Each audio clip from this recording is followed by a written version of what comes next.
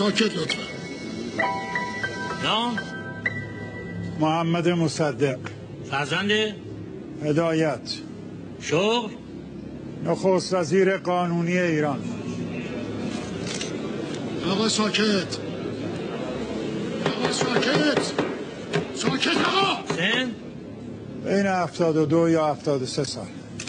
آقای متهم و وکیل مدافع اعلام میکنم اگر در حیطه صلاحیت این دادگاه طبق ماده 195 تذکری دارن بفرمایید تا رسیدگی بشه. ایراد داریم آقا. بنده در روز 28 مرداد نخست وزیر قانونی این مملکت بودم و بر طبق قانون رسیدگی به تخلفات احتمالی این جانب در حیطه وظایف و اختیارات دیوان عالی کشوره، نه این دادگاه نظامی. اصلا از این آقای دادستان میپرسم. ببینم آقا، شما لیسانسه هستید؟ ما حق ندارین از من بپرسین. من اینجا نیومدم که به سوالات شما پاسخ بدم. بفرمایید. این آقا اصلا تحصیلات نداره. بنده 50 ساله که عمرمو در این راه گذروندم و بیش از این مسبوق به قوانین هستم.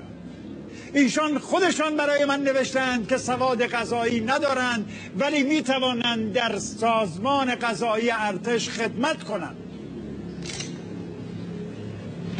من خواهش میکنم فقط در حیطه صلاحیت این دادگاه صحبت کنید آقا. از اتهاماتتون دفاع کنید. اتهامات شما نپذیرفتن حکم عزل از سوی اعلی حضرت همایون شاهنشاه در مرداد ماه و اقدام بر علیه امنیت ملی، تهییج مردم به بلوا و آشوب و درگیری و جنگ مسلحانه بر علیه سلطنت مشروطه پهلوی دفاعی دارید؟ اگر قرار نیست من حرف بزنم ایرادی نداره. سر جام میشینم، شما هم حکم اعدام بنده رو صادر کنید تا همگی راحت بشه.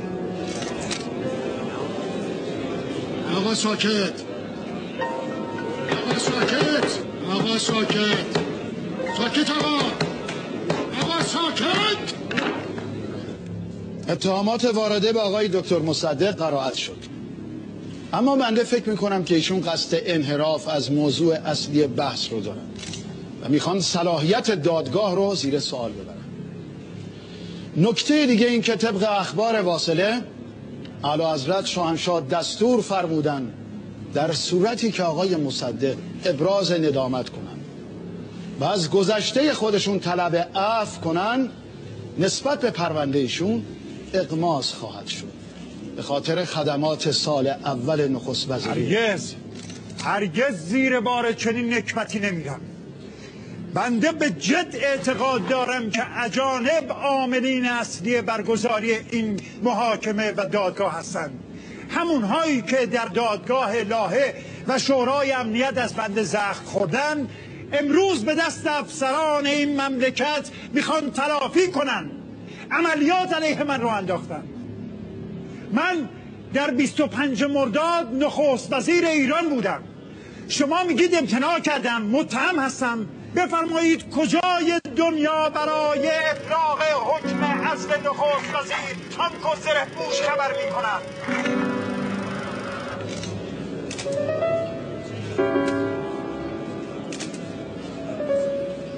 نکته بعد این که اگر بنا باشد که شاه هر وقت دلش خواست نخست وزیر عزل و نصب کنه، پس مشروطیت چه مفهومی داره؟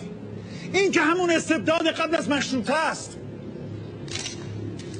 نکته آخر این که اگر بنای کودتا بر علیه بنده نبود، چرا دستخطی رو که در روز 22 مرداد صادر شده در 25 مرداد به زور سرنیزه اون هم نیمه شب برای من میارن؟ چرا تلفن خونه ها تمام سیم های تلفنی که مربوط به ستاد ارتش بود قطع میکنن؟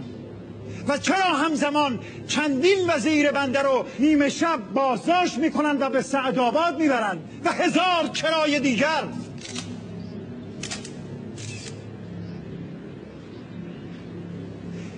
دستخطی رو که اون شب 25 مرداد به بنده ارائه شد کاملا جعلی بود، چرا که کاملا واضح بود اول امضای یک چیزی رو از شاه گرفتند، بعد حکم عزل بنده رو روی اون کاغذ نوشتن. معلومه که نمیپذیرم. اعتراض دارم. ایشون در چارچوب صلاحیت دادگاه حرف نمیزنن و اتهامات ایشون قابل اثبات نیست. اعتراض آقای دادستان وارده. آقای دکتر مصدق، لطفاً در رابطه با مسائل مطروحه صحبت بفرمایید.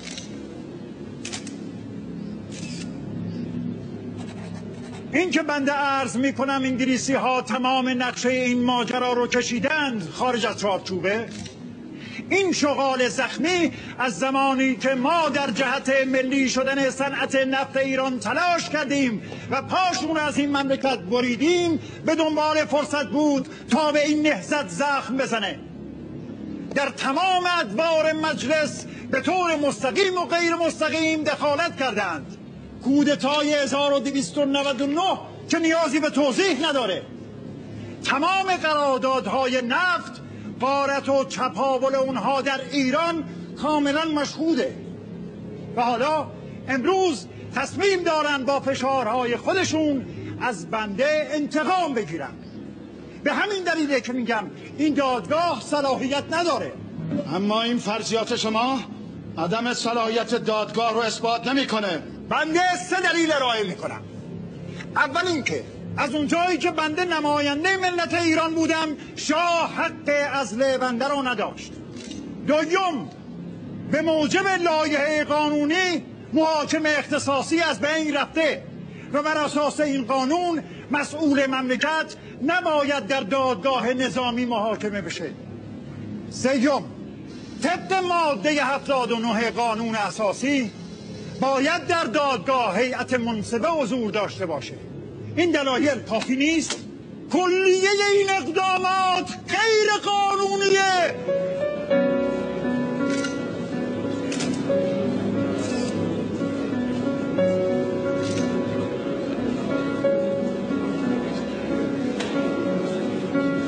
هیچ جوابی ندارم. ساکت. لطفاً سکوت دادگاه رو رعایت بفرمایید. دادگاه برای صدور حکم وارد شو میشه.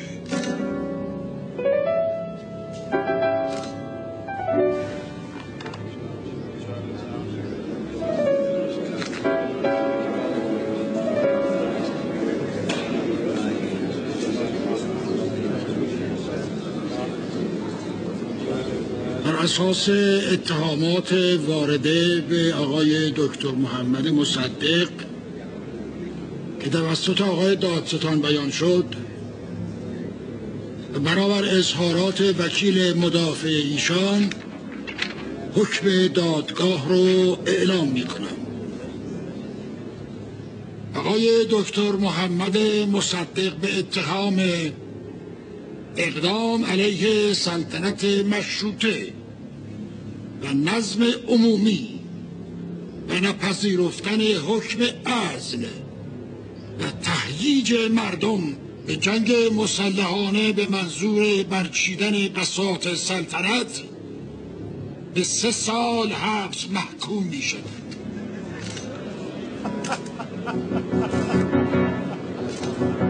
این حکم پس از تایید لازم الاجرا خواهد بود. پایان دادرسی رو اعلام می کنم.